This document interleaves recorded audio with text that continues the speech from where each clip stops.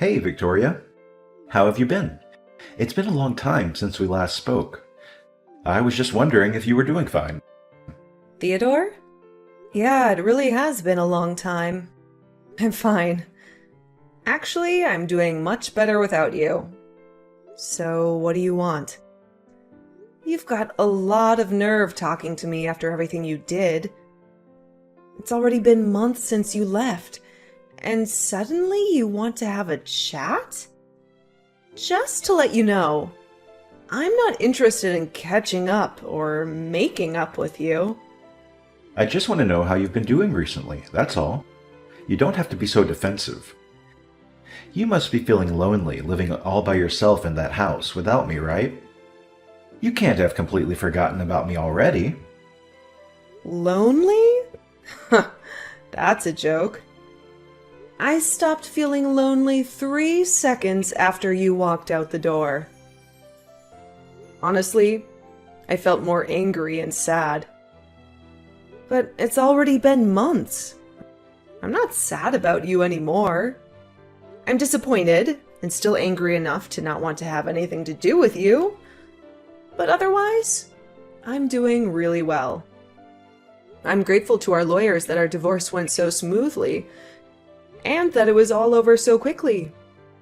Thanks to that, I didn't have to meet you in court like I expected I would. All right, I'm kind of shocked. It was not as I expected. I thought that you would still feel something for me. I mean, it's only been 6 months, you know? You can't have gotten over me that quickly, can you? I kind of feel like we've really grown apart.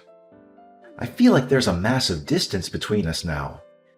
We used to be husband and wife, and we were in love. And we lived together and ate dinner together. But look at us now. We're so far apart. What's your point? Theodore, I told you that I'm not interested in talking to you. That includes getting nostalgic about how things used to be. What do you expect? I don't know where you're living right now, but of course, we're very far apart, physically and emotionally. We are divorced, and we're never going to see each other ever again. We are complete strangers now. You're no different to any stranger I pass on the street. The difference between you and a stranger is that I would rather have a conversation with any random person rather than speak with you. Victoria, don't be so cold. You don't have to be so harsh towards me. I used to be your husband. The keywords are used to be. Get it? That was until you won the lottery and suddenly started acting like you were better than me. Yeah, it was a lot of money. But I don't understand how you could have changed so much in just a matter of hours. You threw me away on the day you won the lottery, and you're telling me that I'm being cold? I don't have anything to say, and I have no intention of being kind to an idiot like you. Trust me, I feel really bad for what I did. I know I've been an idiot. That's why I messaged you today. I did something terrible, but I wish you could just talk to me. I'm really sorry I hurt your feelings. I thought about what I did since then, and I've reflected on my actions. I regret ever doing something so stupid and impulsive. I should have been more rational when we were talking about the winnings, and shouldn't have reacted like that. No, I should have listened to what you said more carefully. You were being so reasonable about what to do with the money. And I wrecked our marriage because I was so selfish. I regret all of that and more. The fact that you're saying that now means that you're in the situation I predicted you'd end up in all those months ago, right? I hate to rub it in, but I told you so. I can't believe it took you so long to realize how wrong you were. I could see it coming from a mile away. But I guess you just had to experience it firsthand. I know I was stupid, and I'm sorry. I finally realized that you warned me that this would happen for my sake. I was too blinded by the money to understand that you were only thinking of me. I wish I could go back in time and change everything, but I can't. I was so stupid, and I regret it all. Yeah, you were so stupid and horrible, too. I get that winning $3 million is a big deal. It's a lot of money. And it's not every day that such a large amount of money comes into your hands. I think anyone would panic and get big ideas about how they want to spend their newfound fortune. I was pretty shocked too, and I won't lie. I thought about all the amazing things we could buy, but the way you reacted was abnormal. Once you knew you had the winning ticket, nothing else mattered to you. You only cared about yourself and the money. I wasn't thinking straight. It was like I was in a dream state. I couldn't help myself. You know, I pitched this pretty reasonable plan for the cash windfall we hit, thinking we'd stash away a good chunk for our future and keep a bit for potential kiddos down the road. I wasn't eyeing your wallet. I definitely didn't talk about splurging it all on myself. But then you went off, yelling that it was your dough, and I couldn't touch a dime, insisting that it was for you to blow however you pleased. I never had any plans to grab a slice, but that's what you assumed. And then, like a poof of magic, you vanished, taking the money with you. You didn't even bother answering my texts until those divorce papers showed up. Even then, your only offer was alimony if I signed on the dotted line. 3 years of us went straight down the drain the second that cash rolled in, turning you into someone I didn't even recognize. I spent weeks mulling over what those 3 years meant to you, wondering if they meant anything at all. Eventually, I stopped dwelling on it, realizing I'd already blown 3 years and shouldn't waste any more time trying to figure you out. I know I was completely at fault, but it was $3 million. Neither of us had even had a tenth of that amount in our banks at one time. You can imagine why I went so crazy, can't you? Yeah, it's a lot of money, but that doesn't excuse your behavior. You ranted at me that my parents might come and beg you for the money because they're so poor, and that you couldn't trust anyone anymore. You were insulting me and my family with every word you said because you had all this money. You had this ridiculous idea that you were better than all of us. I never knew you could be so hurtful and obnoxious. And I was shocked that you could change so easily because of some money. I don't know what got into me. I don't really know why I said any of that. I didn't mean it. You know that, don't you? I regret everything I did and said after that. I wish I could take it all back. Really? It sounded like you meant it at the time. Don't try and run away from what you did. It's way too late for you to start begging me for forgiveness. I couldn't care any less about how guilty you feel. Your feeling bad isn't going to change anything. Anyway, what do you want?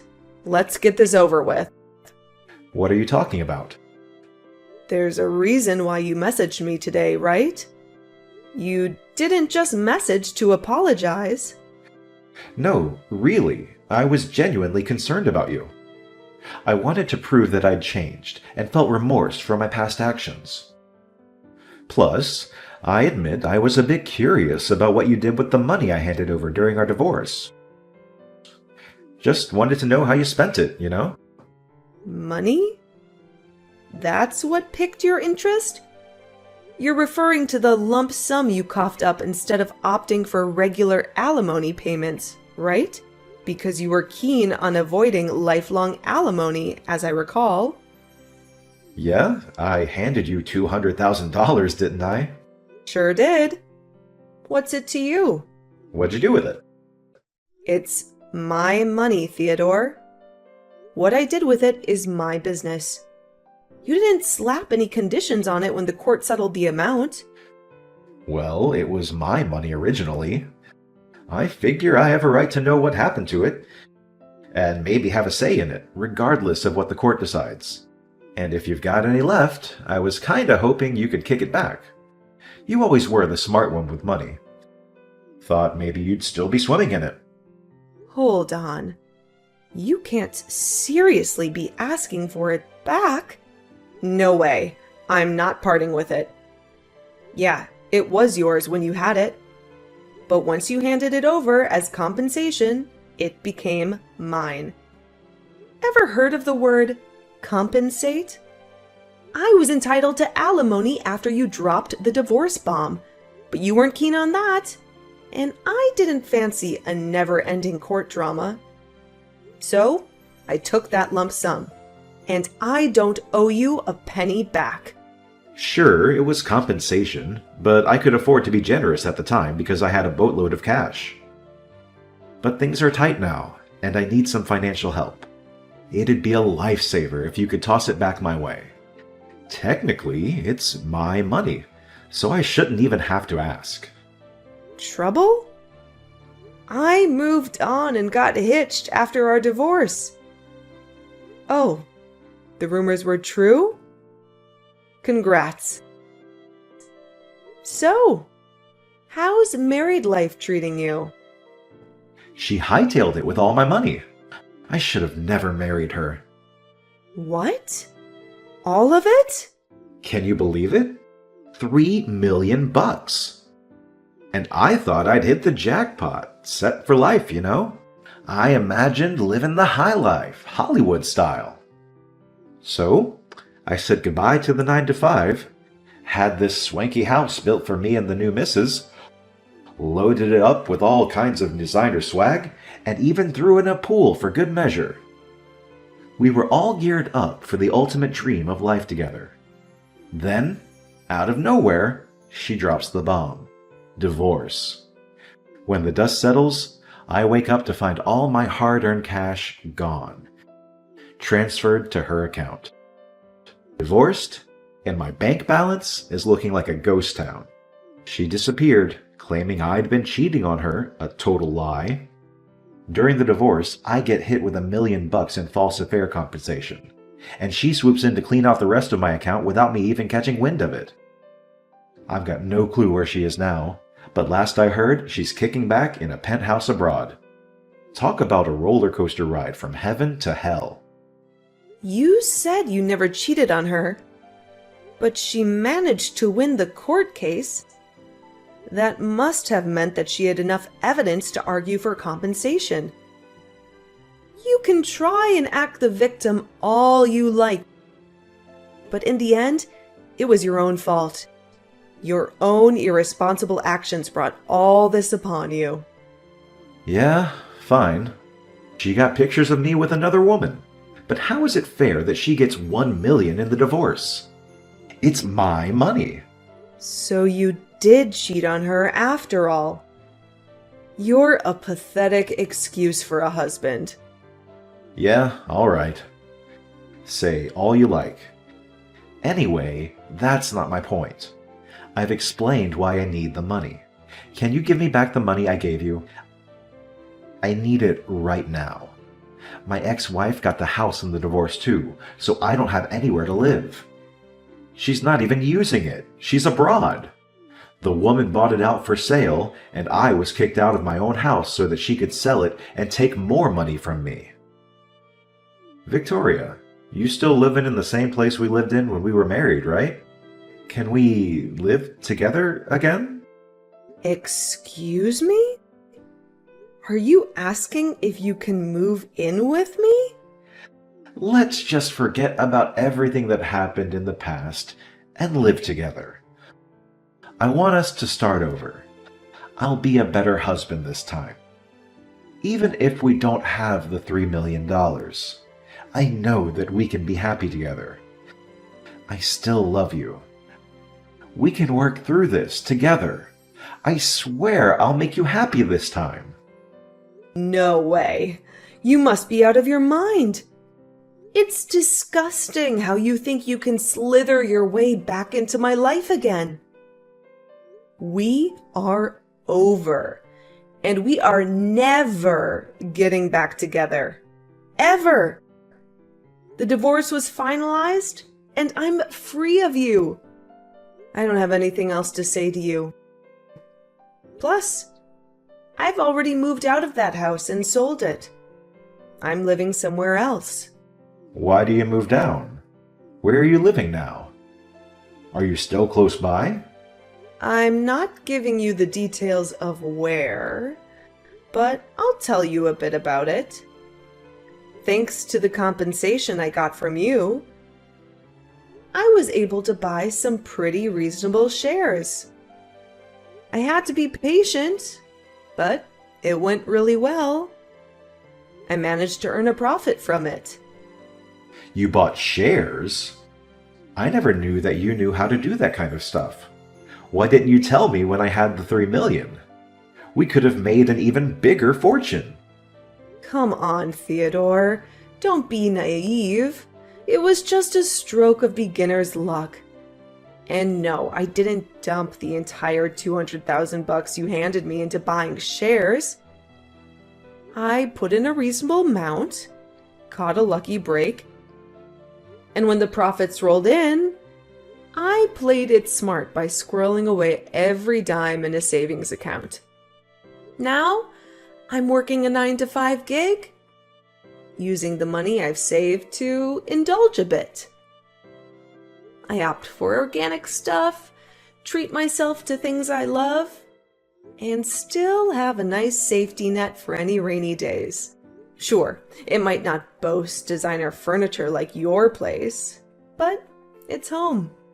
I quickly learned that impulse buying with the mountain of money is a recipe for disaster. So, I'm being selective about what I spend on. Only the necessities and things I truly want. Work's going great too, so everything's sailing smoothly.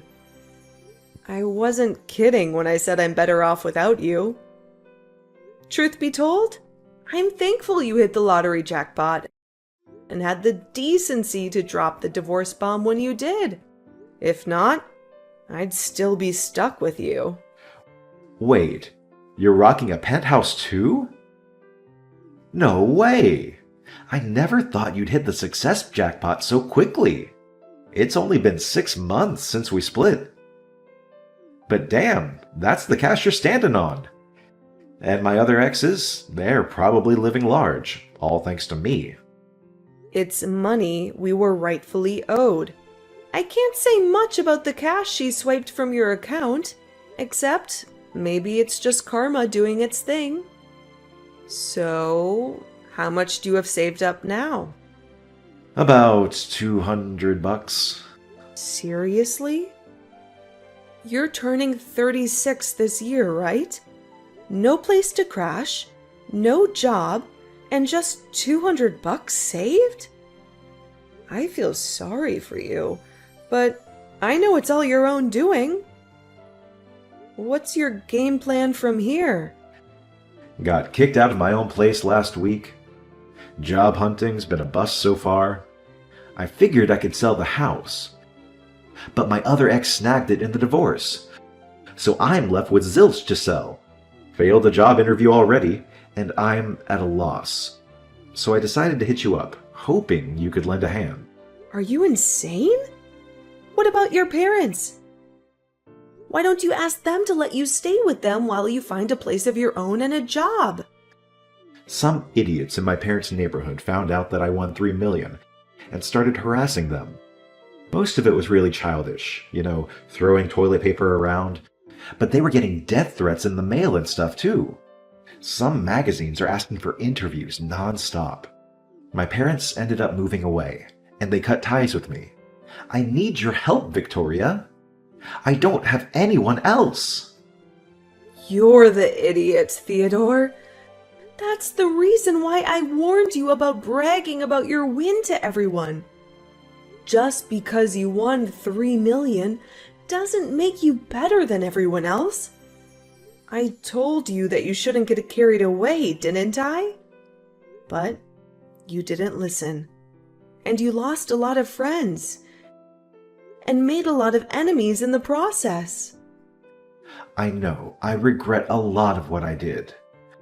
I regret not listening to you the most. Because none of this would have happened if I just did as you said. That's why I want to get back together again. I need you to keep me in check. Sorry, Theodore, but I'm not interested in being your babysitter. We're never getting back together. There's not even a 1% chance of it happening. Why not? I'm not asking you to be my babysitter. I want us to be husband and wife again.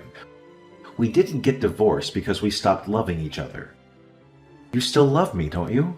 We can get back together again. You must be joking. You're the only one that thinks that we still have a chance. I don't know whether you actually still have any feelings for me, or if you're just saying all this because you want money. But either way, it doesn't change how I feel about you. The second you said you wanted a divorce, I hated you from the bottom of my heart. You chose your money over me. You made that really clear during the divorce. Now, I'm indifferent. I couldn't care less about what happens to you. Don't say that.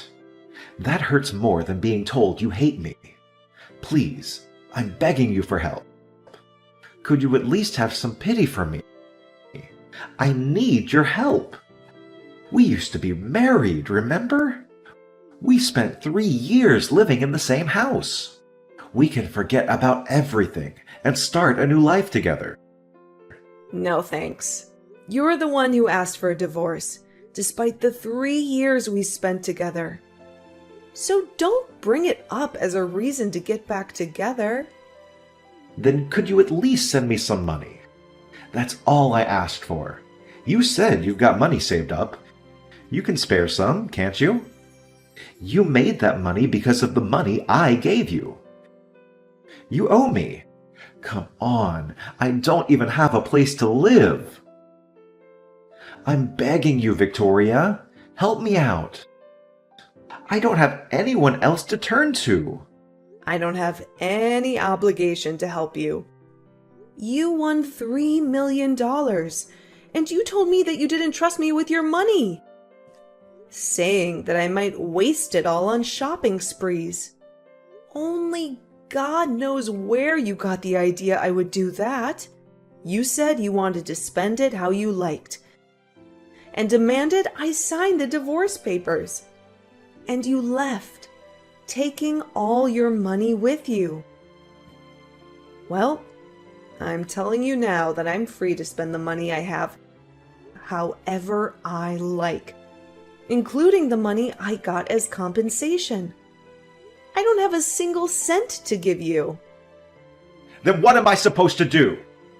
The reason why you have so much money right now is because of the money I gave you. Don't you feel any gratitude towards me? You could at least give something back as thanks. It's not fair that you're living in a penthouse apartment and have money saved and still have a job. I don't have anything. How can I accept that? Why should I care whether you accept it or not? You were living in a house filled with designer items and lived the celebrity life for a few months, didn't you? I hear that your new wife was quite beautiful too. You didn't have to work and spent your days relaxing, sleeping, and eating, I guess. Do you remember what you told me when you left me? You said that you were rich and that you deserved better than a boring old woman like me, even though we're the same age. Even though you would be just as boring without money. You said that you were going to find someone younger and prettier. Someone who would suit your newfound fortune. Do you think I would forget that you said that? I don't remember saying anything like that at all. But hey, I'm sorry. I really am. I wasn't myself then. I didn't think that at all. I've never thought anything like that. I didn't think I was being serious. Did you? Ever since we got divorced, I've been thinking about you. I just want to get back together. I realized after spending a few months living with my other wife that the only one for me was you. I need you, Victoria. Really? You need me? Thanks. I'm so flattered. Is that all you have to say? I'm begging you here. Just listen to what I have to say, please. Can't you be a little interested just for a minute? I just need $1,000. That's all. I won't ask for any more than that. I'll pay you back. Victoria, are you listening to me? If I have $1,000, I can buy lottery tickets again. I win a fortune, and I'll be able to give you all the money you want. You've got to be kidding. I guess it's true that money drives people crazy. You hear a lot in the news about how people spent their winnings on something ridiculous. But I think you've outdone all of them. I've never heard of anyone who had to beg their ex for money to bet their chances on a second win. If you think that's the way out of your problems, then there's no helping you. What do you mean there's no helping me? You can help me. I just need money. We can fix everything if we get back together and help each other through this. I want to start over with you. I love you. Don't you love me back? Don't you feel sorry for me? You don't love me. You just love that I have something you don't. My money. And I don't need anything to be fixed. My life is great as it is now. It's not perfect yet, but you're not the one that will make it perfect. You need to learn how to fix your behavior and fix your problems yourself. Don't bother me anymore. I do love you. I only have you. Give me back my money. It's not yours. I made this money because of the decisions I made. You lost yours because of the decisions you didn't think through. Don't ever message or call me ever again, you asshole. Let me give you the same parting gift you gave me. I deserve better than a boring old man like you. I'm going to find someone who loves me and live happily ever after without you. I'll be blocking your number, so don't try and contact me. Goodbye. No, wait. I'm sorry. Please help me, Victoria. Don't leave me. After that, Victoria blocked Theodore's number and blocked him in all of the social networking that they were connected on. Victoria was able to forget about Theodore pretty easily and was enjoying her peaceful life without him. She was living her ideal life, focusing on her career and coming home to the apartment she had taken care of to furnish with things she loved. Theodore, however, had used up what remained of his savings and still couldn't pass an interview because of his obvious lack of work ethic. He didn't change his attitude and blamed the interviewers for not passing him. As a result, he started borrowing money from loan sharks, and with that money, he began gambling at his nearest casino. Of course, it wasn't that easy to make a fortune, and the gambling only made his debt bigger and bigger. He was digging his own grave, but he still didn't change his attitude. After realizing how big his debt had gotten, he became desperate. But instead of trying for another job interview, he tried to steal money from a convenience store and was caught by the police. Victoria found out about Theodore's arrest on the morning news. but was too indifferent to care. She only remarked that money really does drive people crazy, and went on about her day, as she usually would. Theodore was just another stranger to her now.